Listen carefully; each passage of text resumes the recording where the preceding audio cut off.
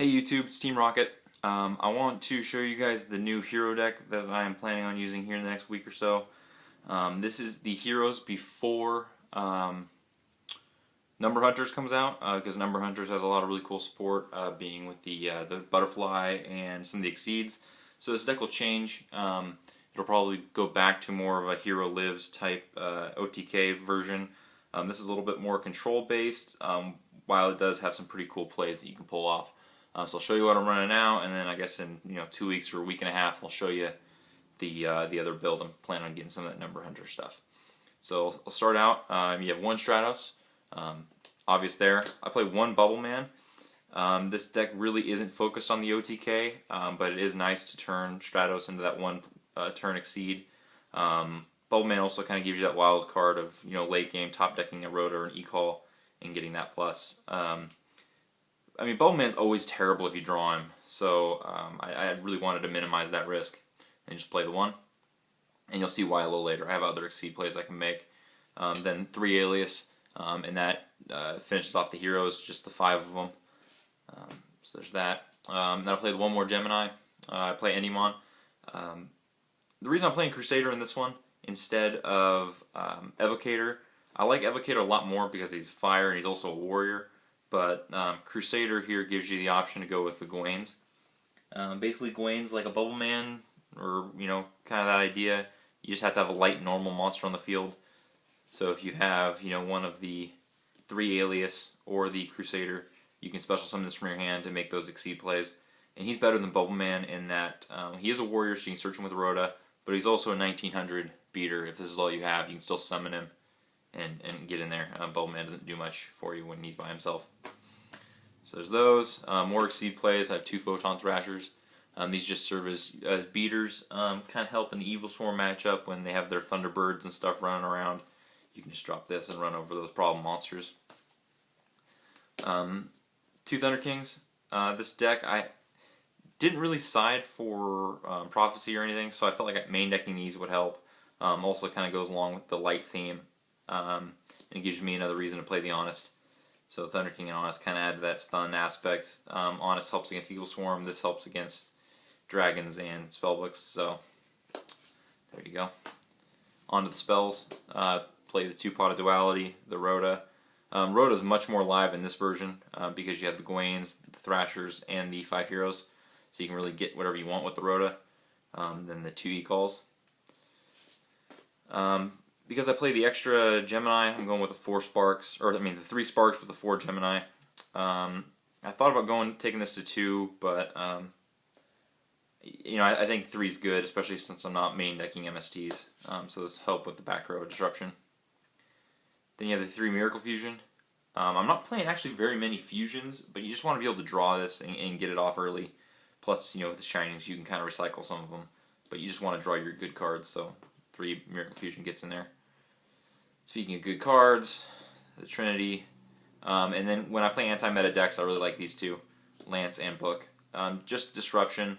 They're both multi-purpose cards that can really get you out of bad situations. You just need one of these and any monster, and you can kind of get yourself out of a bad spot. So I like those. For the traps, played the 2 Mirror Force, 2 Torrential, 2 Compulse, and then because I kind of got tight on space, I 1 Bottomless and 1 Deep Prison. I usually like to run 2 or even 3 of these, 3 Deep Prison or 2 Bottomless, but I just really don't have a whole lot of space, and neither of them are very good in the Dragon matchup, so, it's what it is. 1 Warning, 1 Judgment, 1 Magic Drain. This is something that Julio and I have been talking about a lot. Magic Drain is actually pretty good, especially against, Evil Swarm and stuff. You want to be able to stop the Dress and the Pandemics. It's also good against spellbooks. If they go Judgment, you can activate this and make them pitch, their secrets or whatever else they wanted to really get their chain going. Magic Drains, it's pretty good. It turns into Hardened Negation more often than anything else because, especially against like dragons, they go end phase Super Rejuve. That's probably the only card in their hand, so you can stop it with Magic Drain. That's nice. It's the main deck. It's 40 cards. The extra deck. This is kind of why I stopped playing heroes for so long, is because you have to dedicate so much of your extra deck to fusions. So I try to take a different approach. Usually there's the 2 Shining and 1 of each of the other ones. That's 7. It takes up a lot of spots.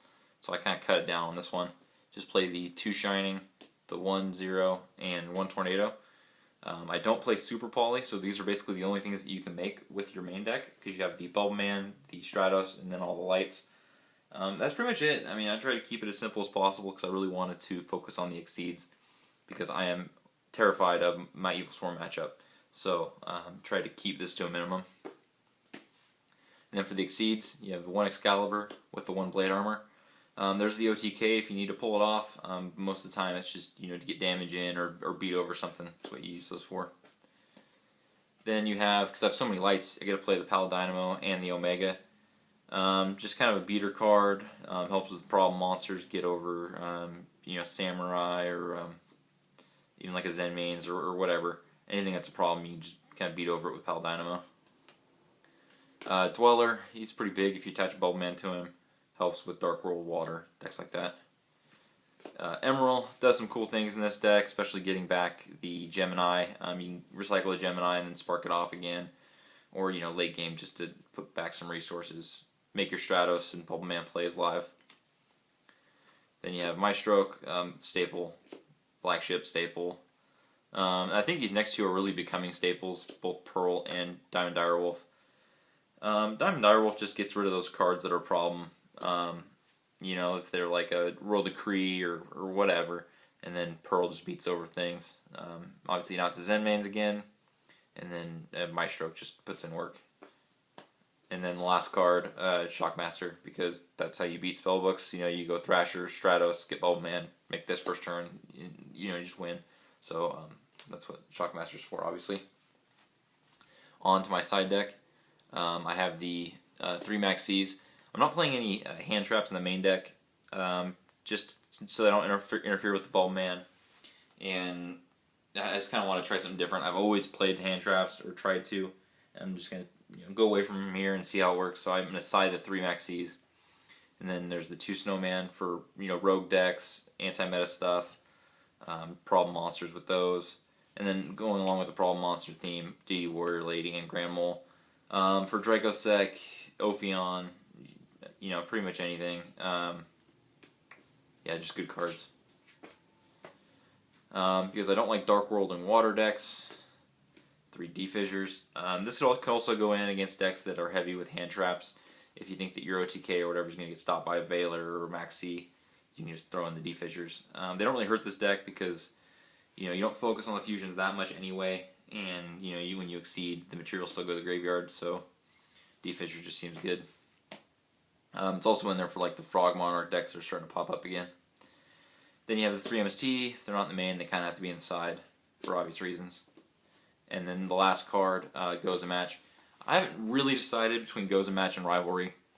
This helps for Dragons, Rivalry helps for Evil Swarm. I can't go back and forth. I think I'm going to stick with this one because it helps a little bit against spellbooks too. They can't go, Jowgen, Kaiku, or whatever, slow them down with this. You don't want them to have too many beaters when they get that Star Hole going. So just the Goes a Match.